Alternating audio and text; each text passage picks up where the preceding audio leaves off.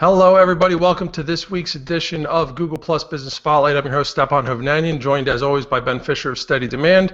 And we want to, we're not going to waste too much time today because we want to make sure we get to our special guest before our special guest decides to maybe do something that he shouldn't. You never know, because today's show has gone to the dogs.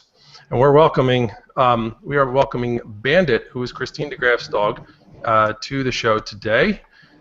How you guys doing today? I've got you boxed, so. Very good. Hey, Bandit, can you speak? Are you going to speak? I'll give you a nub.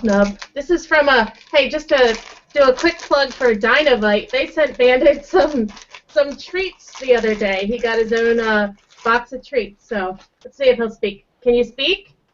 You going to speak? You going to speak? Speak. No kisses. Speak. Speak. Speak. Come on, speak. Speak. He's silently saying. He's not talking to him today. I love it. Well, anyway, this is Bandit, and he is 8 years old, and or 8 or 9 years old, and he is actually here you go. Thank you. Okay, he really likes those. He is a mix lab and Jack Russell, which is a very strange mix, and he has his own page here on Google+. He's become a little bit famous. He's got about 1,200 followers now, and we did an article about Bandit because his engagement on his page was equivalent to Guy Kawasaki. Can I say that? Am I allowed to say that? Yeah, why not? Absolutely. I think he compared a couple other people like Robert Scoble as well.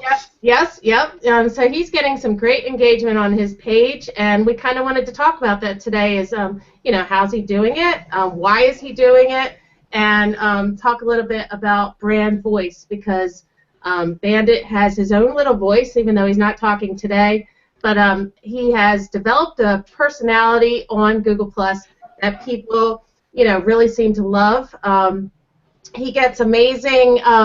He gets probably more notifications a day than I do.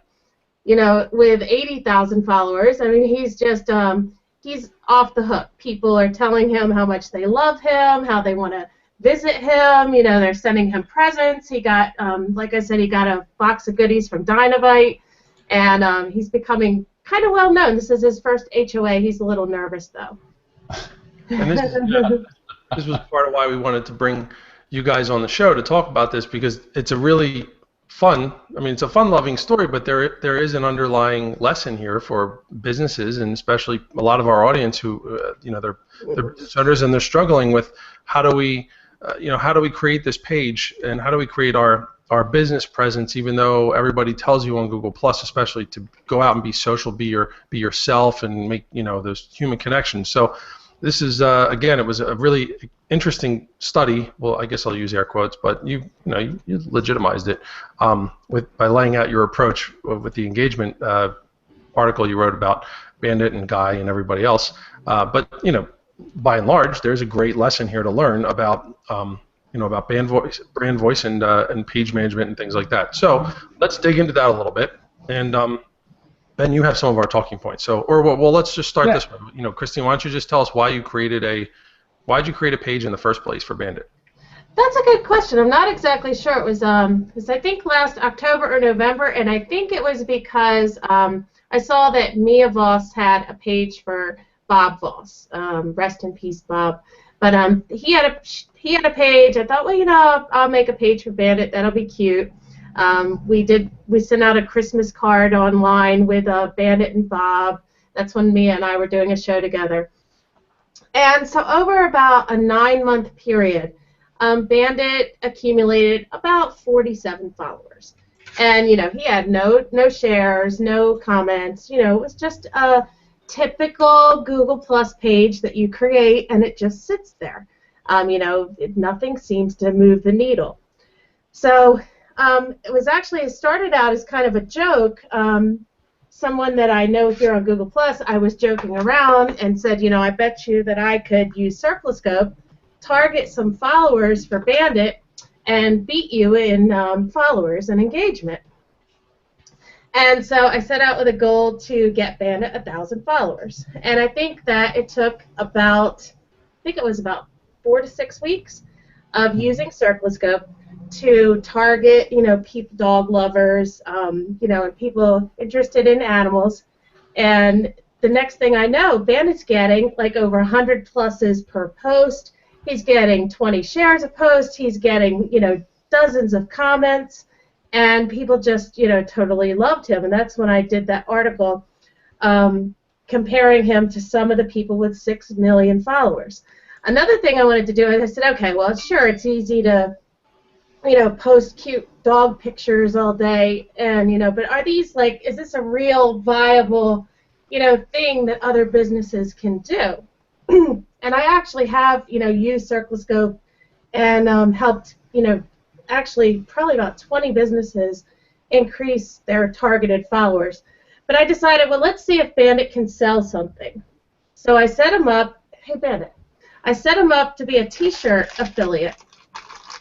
And, Bandit, he didn't, hard sell anybody. He didn't, just start churning out links. But once a day, he was doing a t-shirt of the day. And within 3 days, he sold a t-shirt. So, he obviously had an audience of real people that, were possibly interested in making, a purchase. So. One of the things that reminds me of is Grumpy Cat. Yes. So when Grumpy Cat came on the scene, I don't know if everybody knows the story behind Grumpy Cat, but Grumpy Cat's actually a pet shelter, which is down here in Phoenix, Arizona. And they brought in Grumpy Cat. Grumpy Cat came in. They were like, oh my God, he's just so adorable, and he looks like he hates everything. So let's just go ahead and create these memes. And they created the memes for kind of the fun of it. And it took off wildly. And then they applied it to their business, basically, to be able to attract more people to come to the animal shelter. And of course, Grumpy Cat's become a worldwide sensation and a meme. So, who knows? Bandit might get there as well. Yeah, it's definitely. Awesome. Bandit has been plus mentioned by tons of people, influencers. It's funny. People are creating photo bombs where they'll take a photo and drop Bandit in, photobombing people, and so it's just become really fun. It's definitely become fun. So let's talk a little bit about how you went to actually go ahead. How did you create the brand voice for Bandit? How did you create the personality behind Bandit? Well, I definitely do not consider myself like a brand voice expert or anything like that. And I think that, it kind of comes just from, I guess, years of experience. And I was telling Stefan this earlier. For 17 years I've been a web developer, and the general rule was that the customer never seemed to have any content for their websites. So I would have to write the content, and I would, all across different business types, I had to think of, what's their personality, how would they say it, and kind of give them a different, each one a different character kind of. And so I think just over time it kind of developed, and then when I started getting these businesses onto Facebook, and I'd start posting as them, each one needed to reflect, their business. Obviously, you're going to have a different voice for a law firm than a pizza parlor or a jewelry shop, or, I had tons of different page types. And I think that the thing is, you have to, first of all, kind of picture who is your audience. And I think that's known as, kind of developing an audience persona and knowing who you're talking to. In Bandit's case, is talking to dog lovers, is talking to pet owners, is talking to people who, just want to have fun and are, here for social and just to have fun and be friendly. But you need to first understand your audience. And then I think you need to understand how to talk to them and relate to them, so not only know who you're talking to, but then kind of picture yourself as a person who who would be talking to them. Like if your brand was a person, what kind of personality would they have? And I have, so for Bandit, obviously for 8 years, I'm one of those dog owners that actually like talks to him all the time and responds to people for him. So I've kind of developed a voice for him over 8 years. And I remember I had a friend came over one day, and she gave him a strange accent. She like talked for him, and I said, "Oh no, that's not Bandit." So it's kind of just what I picture how he would act.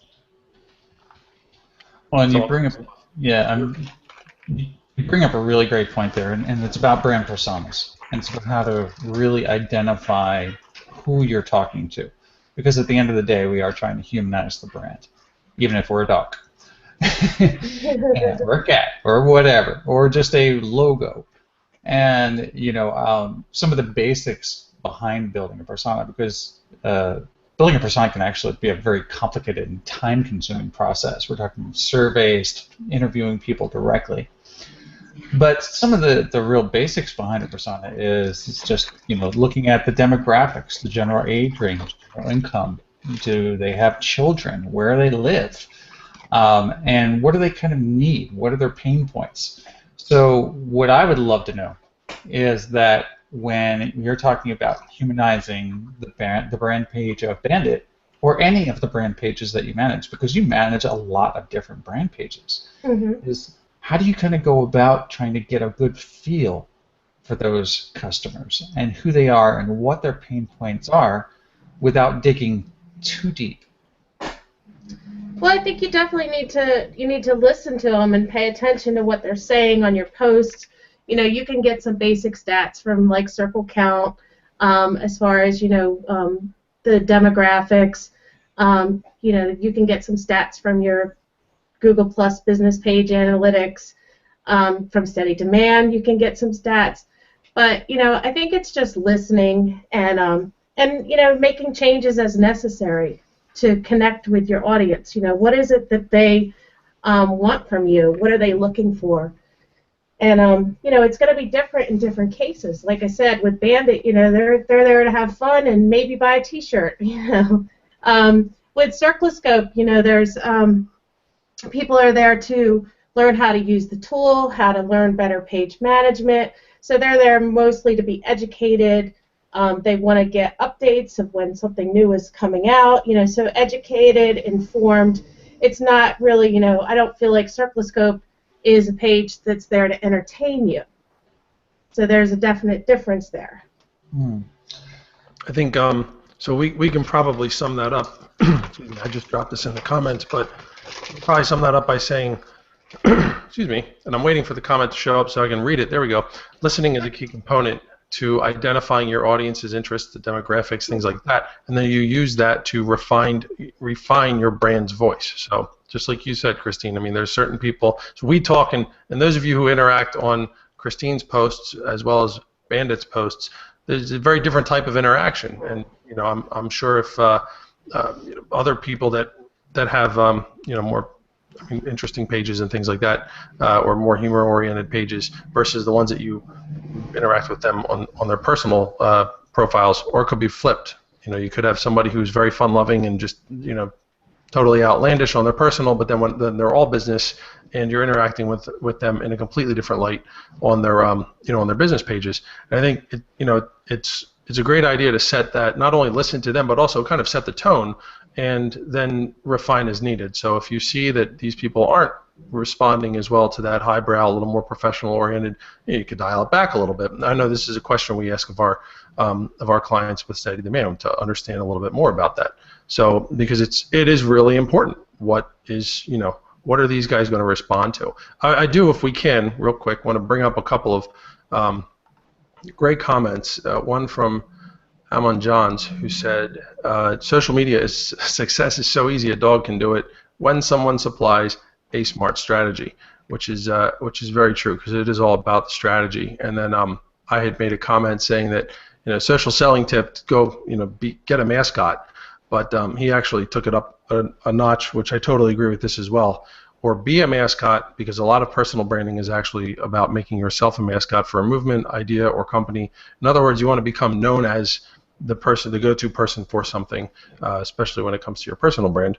And sometimes, a mascot-oriented approach, it makes a lot of sense for that. So just want to bring up those couple of I definitely agree with that, and I think that that's kind of what I've done with Circuloscope, is I've put myself out there as the spokesperson for Circuloscope, and even though there are two other co-founders that also manage the page and could be talking to you at any time, most people do seem to assume that they're talking to me, just because I've kind of put myself as the official spokesperson that is going to help them. So it's kind of help, like say for example, if somebody is looking for help, it's kind of nice for them to, at least think that there's a person that they can relate to behind the page, whether it's actually that person or not, but I think it does, help them to feel like they're talking to a real person.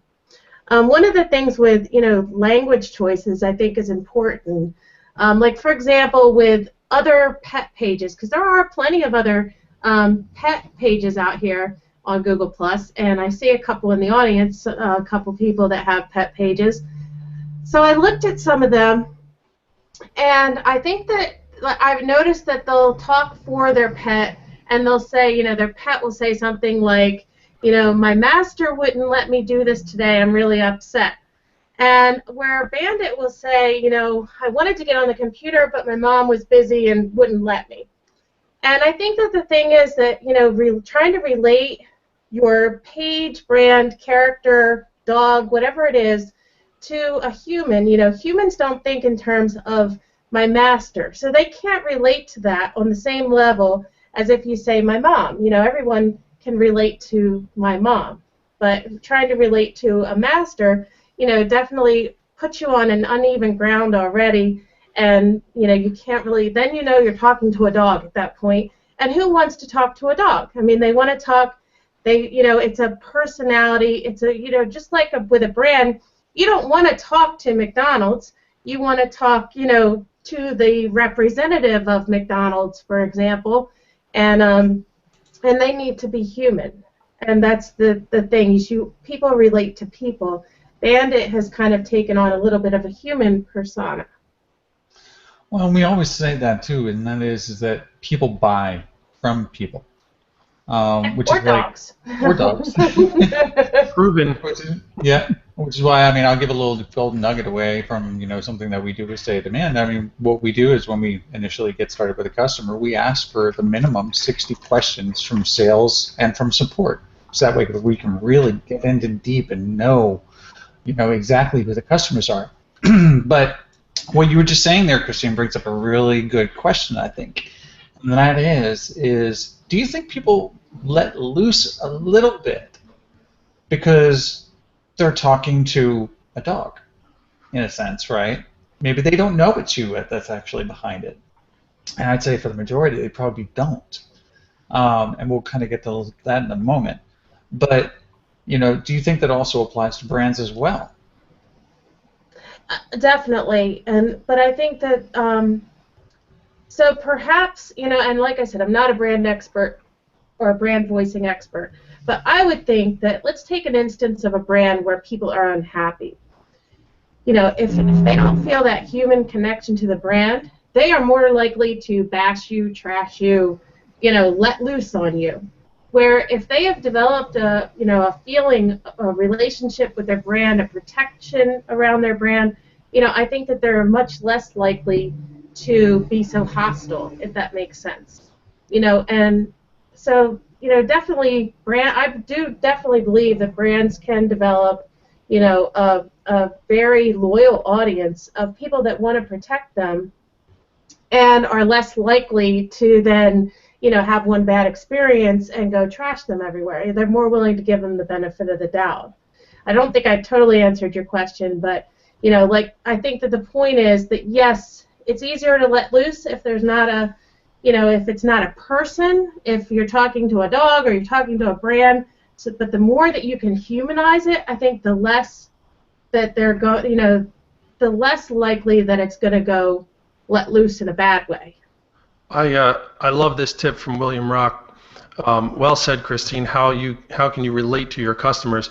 And this is the thing that totally resonated with me. How do you talk to them on the phone once you get them on the phone? So like you start thinking, and he got me thinking of how I talk to a couple of my own clients and how we pal around and things like that. And I think if you're in that position where your customer service people if they're reading from a script that's very, very cold, but if you are palling around with people and you're getting to know them, you should carry that through all phases of your communications presence. Let's make this big, and it's not just Google Plus, but anywhere you're communicating with customers or people in general. The phone idea makes perfect sense. Just think about how you talk to them on the phone. So thank you, William. That was a great addition there to the conversation. Really appreciate that. I have to bring up a couple comments here. Tidy Two-Tone. Hey there. They said people buy from people, dogs, and cats, right? Bandit agrees. So. And Ammon Johns is in the audience, and he says he relates to Bandit because he too can be a charming son of a, And it's actually true.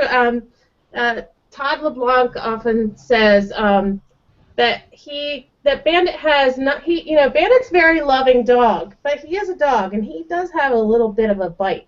And a couple people have seen it. Bandit can bite a little bit, so.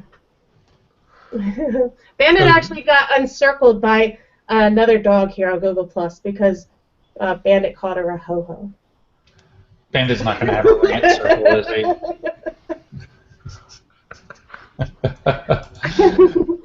So one of the things that we were talking about in the green room is why would anybody encircle Bandit? Oh my gosh! Now one of the things that we were talking about in the green room is the difference, people understanding who's behind the brand, and actually most of the time not really knowing who is behind the brand. And we were talking about this great post by Kath Dawson, and where she went ahead and she said, okay, well, here's some of the people behind the brands. But you really never do know. And one of the things that we were talking about is how you have to be agile as a brand manager, because sometimes you might be slipping into the seat of somebody else, whether it be a celebrity, whether it be a brand, a business, maybe a Fortune 500 or even a startup, or whether it be a dog or a cat. And so let's talk a little bit about that, about being agile and being able to adapt to a brand voice that's really already kind of established. And yeah, definitely. One thing I will say is for personal profiles, unless you are a celebrity, I definitely think the person should manage their profile. I can obviously see it in the case of a celebrity where they might not.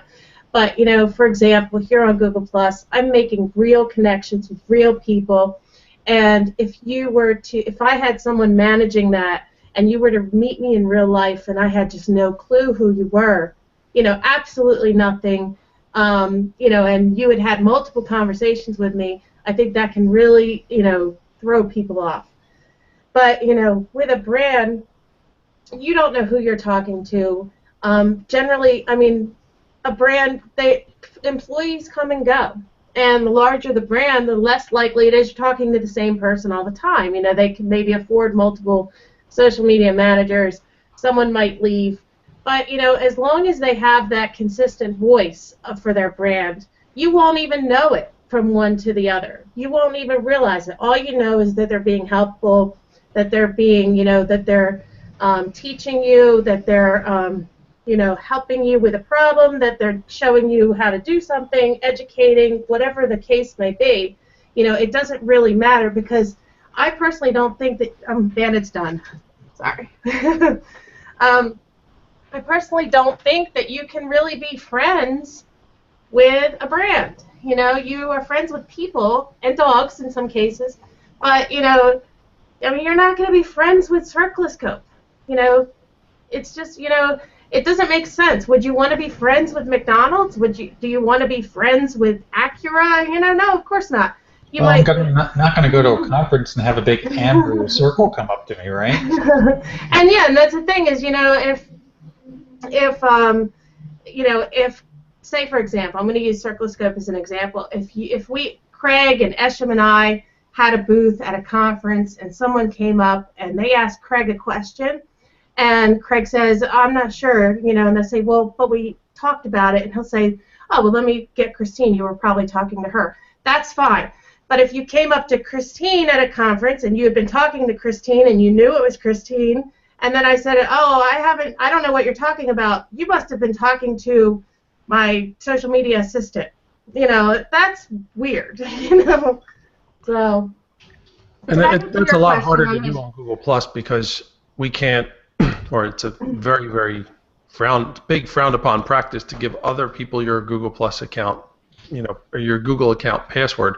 You don't want to do that, people. So that's one of the, I think one of the exceptions is, like, for example, Guy Kawasaki. I know that he has someone managing his page, but he's set up as a page. He's not set up as a profile. And he's also is a celebrity of, he's obviously very well known. So, I don't know that you would necessarily think that you're talking to him, although I did read, I believe, that he does, come on and engage in the comments. But as far as the posting, I think he has somebody setting that up. Yeah, and that seems to be, that's a common practice too when you're talking about your posting strategy versus your engagement strategy. Sometimes they can be different, and I mean personally, I feel it's perfectly acceptable to have your posting strategy managed as long as you're there, interacting with people, because if nobody sees the post, then who really cares? But if somebody ends up interacting with you, and then you have somebody, and you're not interacting with them personally, then, I mean, that's my personal opinion. I feel that that's a better practice than having the whole thing, outsourced. Again, if in that celebrity context, but but there's times when you're going to do it, and you're right. I mean, but for those of you who are toying with this idea of, oh well, maybe I'm going to outsource or if clients ask you, oh well, can you manage my Google Plus profile? The answer to that should be an emphatic no, because you shouldn't. And the thing I usually tell clients is, I don't want your Google account. I don't want the password. I don't want to be responsible for it. And that's not something you should give out. So that usually just kind of stops the discussion, real simple. And then you can create a page if you have to, and there's tons of different engagement techniques that Christine talked about a lot of them today, mostly in terms of the language and the language choices and the context and things like that. The other parts, the other things that we've seen done. A lot of times people with multiple account managers, brands, they'll throw maybe a little carrot with some initials, or they'll throw a name in there. And I think on other networks you see the initials a lot more, like Twitter, for example, because there's very little room to write, so space is limited. But on Google Plus, I think you could write your name. I wouldn't worry about plus mentioning yourself unless you want to come back to it as a person. But it is a way to humanize or put a face behind the name, or a face behind the brand, behind that icon that people are interacting with. So there's another idea for you guys as well, in addition to just the language part of it. I do want to throw one other little language thing in there. Make sure, in addition to what Christine said about the word choices and things like that, there's also the geographic element of it.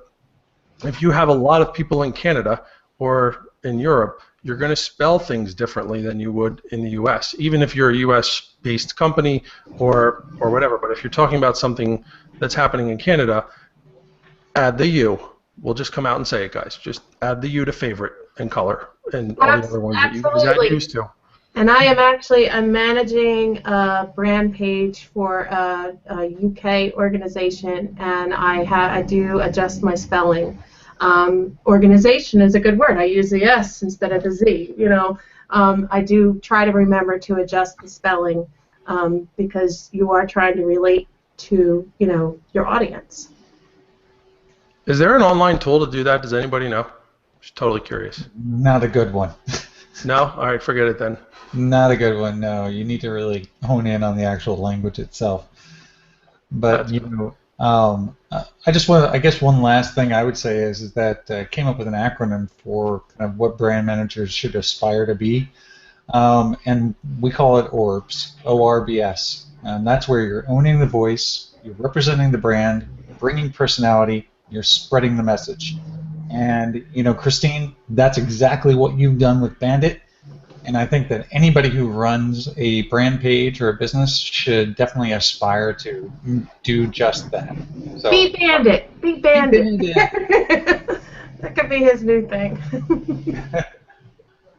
Bravo. I am telling you, though, it is, you know, it's been fun running his page. And his standard response, like if he's not quite sure what to say, his standard response is woof. You know. So. But you do it with zeros, right? Yes. Yeah. Yep. Which I love. And you know, even now, we've even seen in the comments today, there have been a few that people have picked up on that. That's become like a trademark for him. Yep. And I know a couple other brands do that kind of stuff with hashtags, like Sprout Social, for example. They have a Sprout Love hashtag. So there's people there's brands who've kind of done that, and they've, you know, they'll pick something up, and then other people latch onto it. And here, look, even, you know, you've been able to do that with Bandit as well, which is really funny. I mean, this has just been. I hope everybody's gotten a lot out of this. We're kind of at the bottom of the hour, so I'd love to, you know, get some parting thoughts in and wrap up. But I hope there's been a lot of good insights here, even though we've kind of had a fun-loving approach to it, you know, in terms of our guest. But Christine, thank you so much for all the great insights that you've had. You obviously bring a lot to the table, and I think, you know, one thing we sort of you touched on, but we didn't really get too into was the you know, the experience when you were in your web business. You know, because I can relate to that. I mean, I've learned a lot about a lot of different types of companies and how they talk and things of that nature because of the way that you know, because of having to write content for them, basically. And so there's a lot to be said for that. And I think, you know, there's one of those areas where sometimes finding a specialist, if you guys are looking for people to help you write, or maybe you want to get some assistance, sometimes having a specialist or at least somebody with a little bit of experience is, you know, it's a good person to have when you're on your side. And you want to mute your hangout thing there? Is that you? Not me.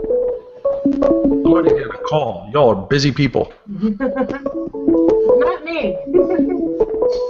Not I.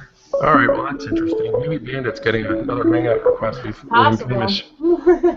Bandit's getting a call. Must be it. His agent. This is crazy. All right, cool. Oh, here we go. Thank you, Amon Johns. Just change the preference on your spell checker to UK English. Dude, I'm going to try that next time. That's a great idea. And then also, Marilyn Moore has a question for you, Ben. Before we wrap up, can you just repeat the concept behind orbs again? Because yeah, it is a great idea. Yeah, Marilyn. Yeah, the concept behind orbs, and I'll post it in the comments too, is basically that as a brand manager, you should always own the voice, represent the brand, bring personality, and spread the message. And if you can keep to those 4 tenets, then you're always going to be able to put out a consistent message and deliver on the objectives that your client needs. Good stuff. And we got one more great nugget here from William Rock. It's another, again, very good advice. I think there are many things you can do with clients. So page managers work great, but you know, it does help to have them post because it forces them to start thinking about. I'm paraphrasing, William. You guys can read it yourselves. But they do, you know, they're a little apprehensive about it in the beginning, so maybe some sample copy, things of that nature, or maybe critiquing them and just offering some insights just so that they can get the nuances down. But after a while, they will get the hang of it. And sometimes, you know, they'll start to take ownership of it and have a lot more fun, which then humanizes it even more. So I realize that Ben's going to yell at me afterwards because this goes against what Steady Man does for a living. But it's okay, because if everybody gets better, then this is, you know, it's win-win. Love you, Ben. And We'll adapt, right, Ben? Our mission statement is to help people. So whether they do it yourself or do it for you, it doesn't matter. The only thing that matters is that the job's getting done and it's getting done well. I totally support people doing it by themselves. Yep, and like we said too, there's, you know, you can split out the idea of heavy-duty targeted engagement as well as the and the posting part of it too. But the fact is, every client should have some type of ownership to it, and however that happens, figure out what works best for them, and then make sure they have the ownership of it, because then they'll get more out of it. They'll see the results a little bit more. They'll be able to respond to it, and the people that you're working with, the people that you're working to bring to them, right? Their audience, the audience you're growing for them, is going to they'll be able to connect, and they won't run into that problem that Christine said, where you come up to this person at an event and say, "Oh yeah, I've been talking to you," and comes to find out that no, that we were talking to somebody that I hire, So it's important to stay in the loop. So even if you outsource this, guys, even if you have some outside help, make sure that you're staying in the loop. Make sure that you make yourself accountable. This is your page. So I know we kind of went a little off topic, but we're still talking about page management and brand voice and things like that. They're good things to take away. So hopefully you guys don't mind a little bit of extra time here. But yeah, other than that, any last words for everybody? Otherwise, I think we're gonna wrap it up. The only thing I could say is I got to give myself a little plug. I'm going to be on Fearlessly Questioning with tomorrow. So yeah, come check that out. Joey's going to be putting me in the fire, and we're going to be predicting the future. So yes, awesome. Should be fun. Cool. All right, Christine, anything you want to share with us, or on behalf of Bandit? Well, I think that Bandit's ready for another HOA, I think. So, I think he needs to do the rounds now. No, I'm only kidding. I think this was probably his only appearance. We'll see. But, awesome. So we have the exclusive. You guys saw it here at G Plus Spotlight. Love it. All right, cool. Well, that'll wrap us up for this week, guys. Thank you again. We really appreciate all your continued support of the show. Head over to gplusspotlight.com, where you can get onto our email list and learn a little bit more about upcoming guests. Show recaps, all kinds of fun stuff. We're obviously always looking for feedback, so anything you can provide to us would be appreciated. Check us out on YouTube, everywhere else where you can find us. I post these up on SoundCloud once in a while, so if you're on there, just look for me. G Plus Spotlight doesn't have its own channel yet. But other than that, thank you guys again for watching, and we'll see you around. Bye.